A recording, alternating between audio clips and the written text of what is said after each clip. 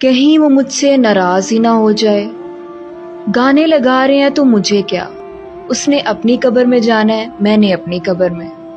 آج وہ دور نہیں رہا کسی کو سمجھانے کا، بھئی اپنے کام سے کام رکھو۔ کیا ہو گیا ہمارے مسلمانوں کو؟ دین کو کیوں ہم نے تزکیہ نفس تک محدود کر دیا؟ آپ کو پتہ ہے نان مسلمز کی کئی نسلیں جہنم واصل ہو جاتی ہیں صرف ہماری وجہ سے کہ ہم دعوت دینے سے ڈرتے ہیں۔ خوف ہوتا ہے ہمارے دلوں میں، گھبراتے ہیں ہم، اور خوف ہو بھی کیوں نہ جب ہم نے خود قرآن کو سمجھا ہی نہیں ہے، جب خود ہمارے کانسیپٹس کلیئر نہیں، تو ہم کسی کو کیا دعوت دیں گے؟